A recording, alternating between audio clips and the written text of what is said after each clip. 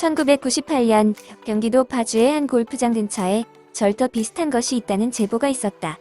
대규모 고려시대 유적지인 해음원지의 발굴은 이렇게 시작되었다.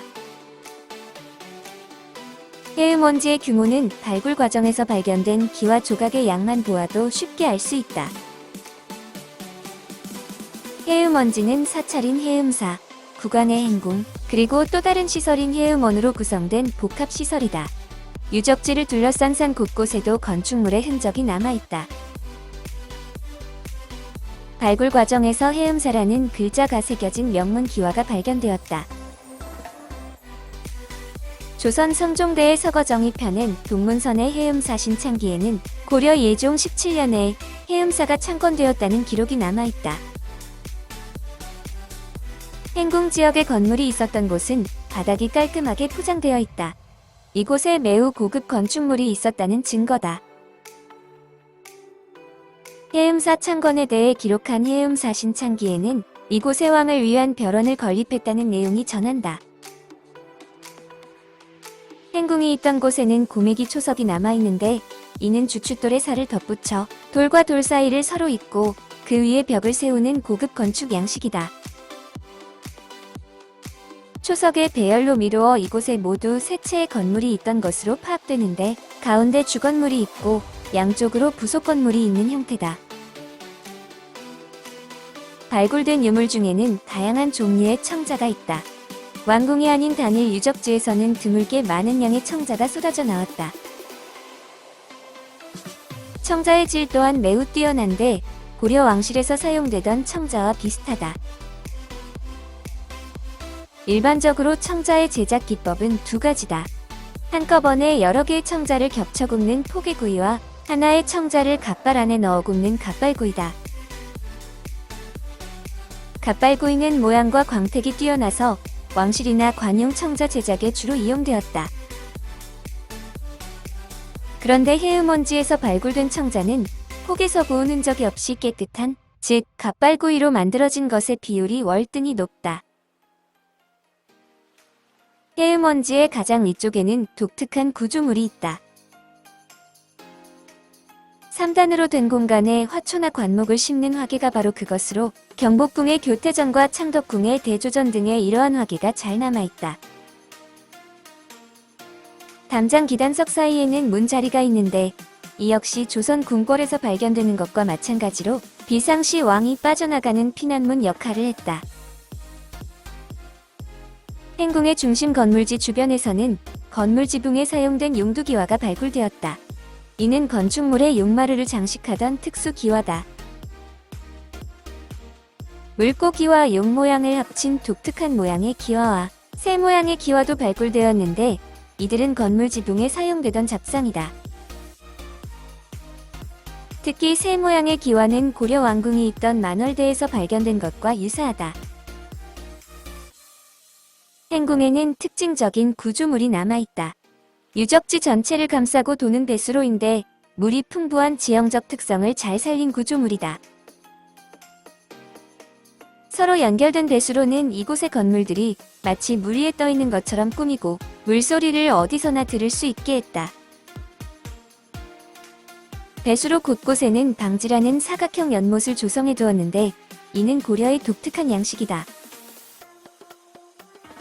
해음원지 전체의 수원은 두 곳이며 물은 해음원지 전체를 감싸고 흘러 마지막에는 큰 연못을 이룬다. 유적지의 맨 아래쪽에 있는 대형 연못지에도 주춧돌이 있는데 연못 가장자리에는 장초석도 있다. 이는 이곳에 수상 건축물이 있었다는 증거다. 해음원지의 대형 연못가에는 경복궁의 경회로와 같은 누각이 있었다. 해음원지에서는 해음원이라는 글자가 새겨진 명문 기와도 발견되었다. 이를 통해 해음사라는 사찰과는 별도로 원, 즉 해음원이라는 시설이 있었음을 알 수 있다. 영남과 서울을 연결하던 주요 교통로인 하늘제, 즉 계림령에는 미륵리사지가 있는데 삼국유사에 따르면 이곳에는 미륵대원이라는 원이 있었다. 미륵대원 터를 발굴한 결과 여느 사찰과는 다른 독특한 구조의 건물이 있었다. 미음자 형태의 사방을 둘러싼 구조에 각 건물에는 13개의 객방이 있었으며 정문은 하늘제 방향으로 있었다. 이곳에서는 말 그림이 그려진 기와가 발견되었는데 교통수단 확보와 관련이 있음을 알 수 있다. 천안 역시 호남과 서울을 연결하던 중요한 교통로였다. 이곳에 있는 봉선홍경사 갈기비에는 광양통화원에 대한 기록이 나오는데 여름용 방과 겨울용 방이 따로 있었고 식량과 말먹이 등 여러 편의를 제공했다는 것이다. 고려시대의 원은 상인들이 많이 이용했던 시설이었다. 그래서 사찰 옆에 세워진 원에는 시장의 기능도 있었다. 해음원지는 사찰과 행궁은 물론 상인들을 위한 식사와 숙박 등의 편의 제공과 시장의 역할까지 담당한 복합시설이었다. 흔히 불교 사찰을 사원이라 하는데 이는 절을 뜻하는 사와 숙박시설을 뜻하는 원이 합쳐진 것이다. 이는 고려시대만의 독특한 것으로 조선시대에는 종교시설인 사찰과 교통시설인 원으로 그 기능이 나누어진다. 북한산에 자리한 승가사는 통일신라시대에 창건된 고찰이다. 승가사 뒤편에는 자연 안반으로 이루어진 천연 동굴인 승가굴이 있다.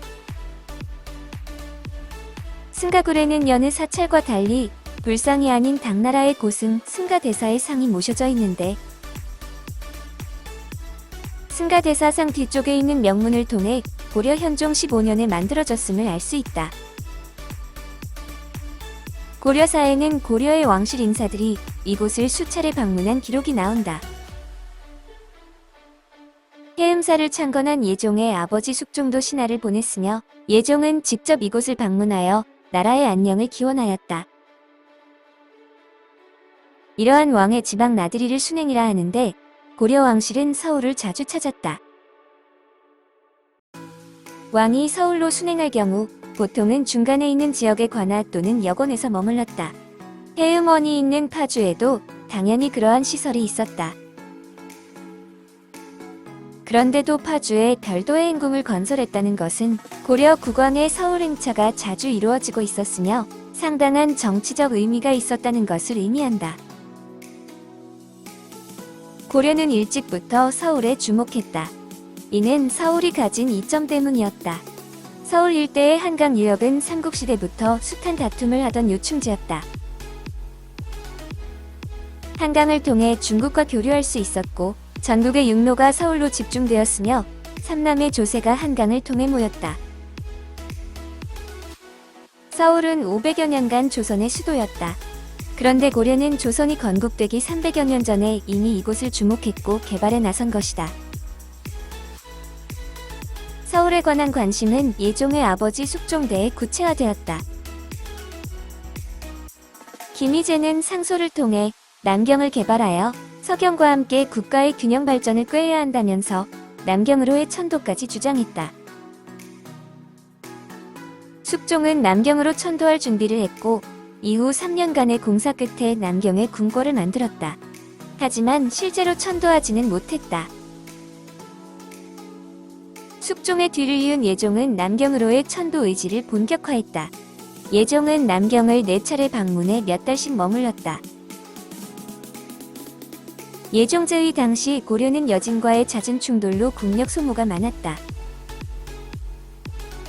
이런 상황에서도 귀족들의 사치와 향락은 끊이지 않았고 부패한 지방관리에 의한 백성들에 대한 수탈도 심했다. 이에 살던 곳을 버리고 떠도는 백성들이 속출했다.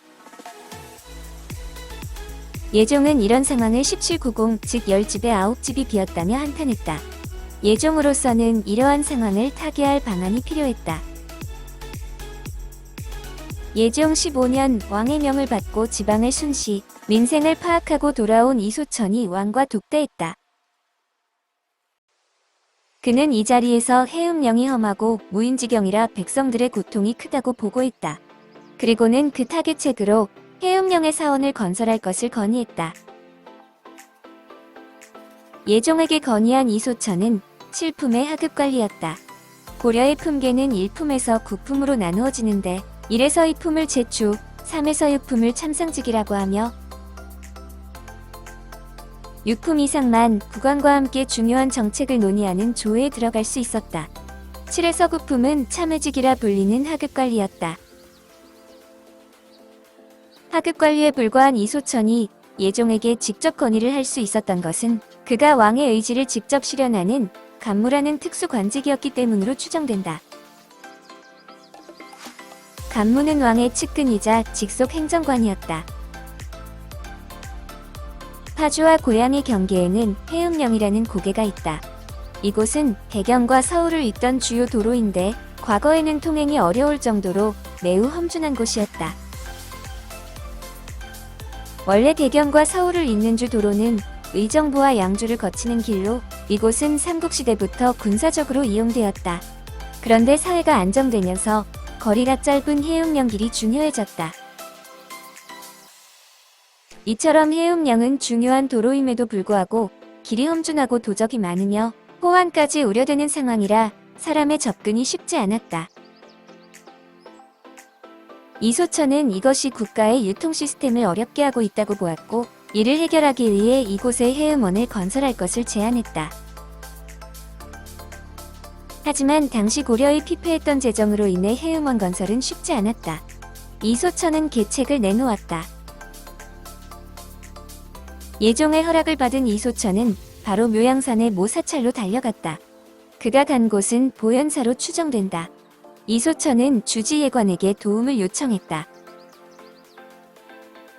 당시 고려의 사찰은 왕실과 귀족들의 후원을 받았다. 따라서 대형 사찰은 재정이 넉넉했다. 또한 대형 사찰에는 하급 승려들이 많았는데 이로 인해 풍부한 노동력도 확보하고 있었다. 그 중에는 조각가, 건축가, 석공 등 각 분야의 기술을 갖춘 최고급 인력도 있었다.